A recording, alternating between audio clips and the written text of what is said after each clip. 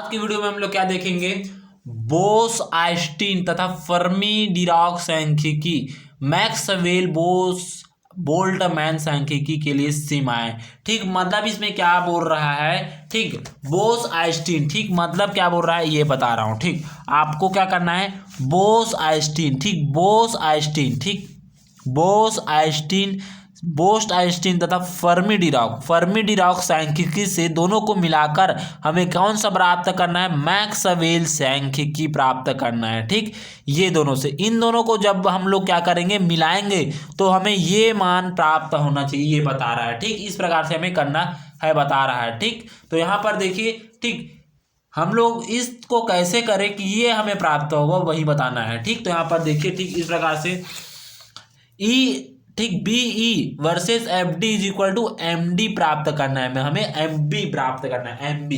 ठीक, तो क्या करना है, हम जानते हैं कि मैक्सवेल बोल्ट्जमैन सांख्यिकी के वितरण फलन निम्न अनुसार होता है। ठीक, जिसका सूत्र क्या होता है, N R is equal to A G R into E के घात माइनस ई आर बट्टे के टी।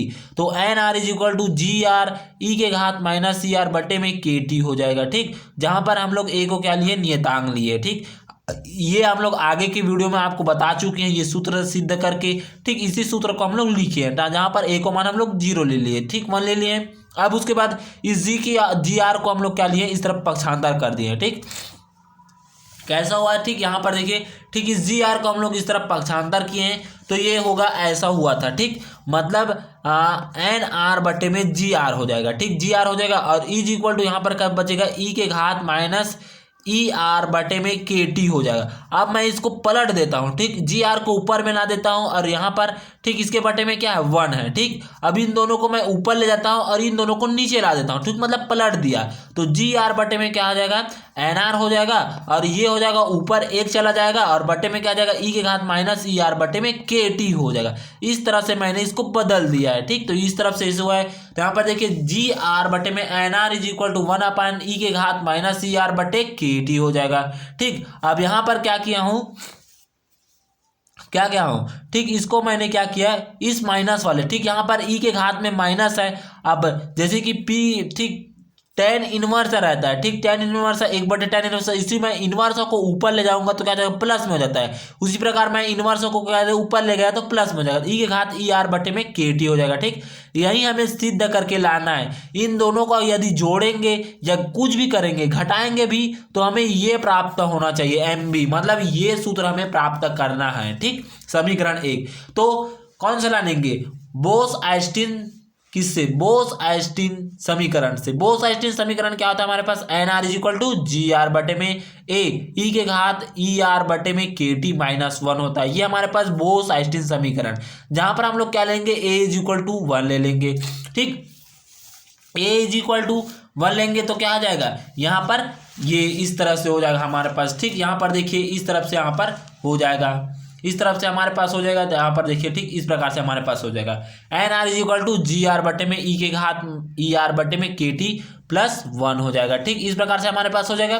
ठीक, अब उसके बाद फिर से इसमें किया हूं मैंने। ठीक, फिर इसमें क्या किया, इस तरह से था ये। ठीक, माइनस जी, यदि हम लोग जी आर को, ठीक, यदि ये देखिए मैं इस जी आर को मैं इस तरफ पक्षांतर करूंगा तो क्या आ जाएगा, एन आर बट्टे में क्या आ जाएगा, जी आर हो जाएगा।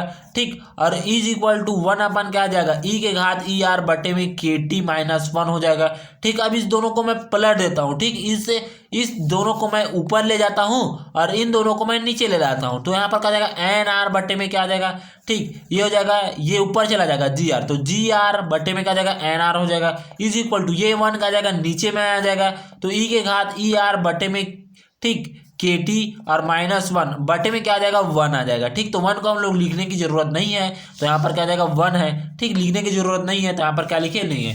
ठीक, अब उसके बाद इस 1 को, यहाँ पर माइनस था, इस माइनस 1 को हम लोग इस तरफ पक्षांतर कर दिए तो क्या आ जाएगा, जी आर बटे में एन आर प्लस 1 हो जाएगा, इज इक्वल टू ई के घात ई आर बटे में के टी हो जाएगा। समीकरण 2 दे देंगे। अब उसके बाद क्या आता है, उसी प्रकार फर्मी-डिराक सांख्यिकी से, फर्मी-डिराक सांख्यिकी क्या होता है हमारे पास, N R is equal to G R बटे में ए के घात ई आर बटे में के टी हो जाएगा, प्लस 1 हो जाएगा, अर्थात माइनस 1 की जगह क्या हो जाता है, प्लस 1 हो जाता है। ठीक, इस प्रकार से हो जाता है। ठीक, बस यहाँ पर माइनस की जगह प्लस हो रहा है। ठीक, दोनों में सेम आया है। ठीक। अब उसके बाद N R is equal to G R बटे में ई के घात ई आर बटे में के टी प्लस वन हो जाएगा। ठीक, ए का मान हम लोग वन ले लिए हैं। ठीक, अब उसके बाद सेम इसी को फिर उसी तरह किया है, इसको नीचे ले आया हूँ और दोनों को पलट दिया हूँ। तो यहाँ पर देखिए जी आर बटे में N R is equal to E घात ई आर बटे में के टी प्लस वन हो जाएगा और बटे में क्या हो जाएगा, एक हो जाएगा। एक को लिखने की जरूरत हमारे पास नहीं होती है बटे में। तो अब इस वन को इस तरफ पक्षांतर कर देंगे तो जी आर बटे में एन आर हो जाएगा minus one is equal to E के घात ई आर बटे में के टी हो जाएगा। समीकरण 3 दे देंगे। अब क्या करेंगे, इन दोनों को सीमांत अवस्था में लेंगे। सीमांत अवस्था में रहेगा तो क्या हो जाएगा, इस तरफ से देखिए। ठीक, यदि हमारे पास सीमांत अवस्था में रहेगा, ठीक, तो यहां पर देखिए। ठीक, यदि सीमांत अवस्था में रहेगा तो जी आर अत्यंत बड़ा है किससे, एन आर से। जी आर किससे बड़ा है, एन आर से। तो यहाँ पर जी आर बटे में एन आर, इसको हम लोग इस तरफ पक्षांतर कर देंगे। जैसे कि मैंने इसको इस एन आर को इस तरफ पक्षांतर करूंगा तो इसमें क्या गुणित में एक है तो एक यहाँ पर बचेगा और एन आर इसकी तरफ पक्षांतर होगा बटे में आ जाएगा। तो जी आर बटे में एन आर हो जाएगा बड़ा है किससे, वन से। अर्थात जी आर बटे में एन आर की तुलना में एक को नागण्य मानने पर, अतः जी समीकरण 2 में बोस आइंस्टीन समीकरण से, मतलब एक को हम लोग क्या मानेंगे, जीरो मानेंगे। नागण्य मतलब जीरो, एक को हम लोग जीरो मानेंगे। तो देखिए यहाँ पर क्या होता है। ठीक, तो यहाँ पर क्या था, -1 था, तो यहाँ पर क्या है, जीरो माने तो ये क्या हो जाएगा, जीरो होगा। तो जी आर बटे में एन आर हो जाएगा इज इक्वल टू ई के घात ई आर बटे में के टी हो जाएगा।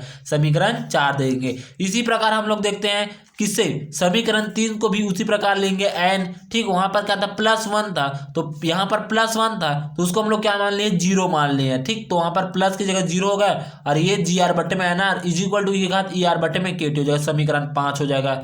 ठीक, अब देखिए ये किसके जैसा दिख रहा है, ये भी किसके जगह, मैक्सवेल की तरह दिख रहा है और ये भी किसके तरह, मैक्सवेल की तरह दिख रहा है। ठीक, और वहां पर देखिए मैक्सवेल का भी समीकरण दिखा देता हूं। ठीक, अब यहाँ पर देखिए जी आर बटे में N R is equal to E के घात ई आर बटे में के टी, जो कि किसका है, मैक्सवेल वोल्टेजमैन का समीकरण है। समीकरण 1 दिए थे। अब उसी प्रकार देखिए मैक्सवेल और किसके, फर्मी डिराक के बीच, दोनों के बीच क्या है, ठीक, सेम ही हमारे पास आंसर आया, यही हमारे पास उसमें भी आया। तो वहां पर देखिए। ठीक, देखिए समीकरण 4 भी वही चाहे है। ठीक, वही माना है और समीकरण 5 भी वही चाहे है। अर्थात समीकरण 4 ठीक व 5 से स्पष्ट है कि सीमांत अवस्था में जी आर बड़ा है किससे, एन आर से।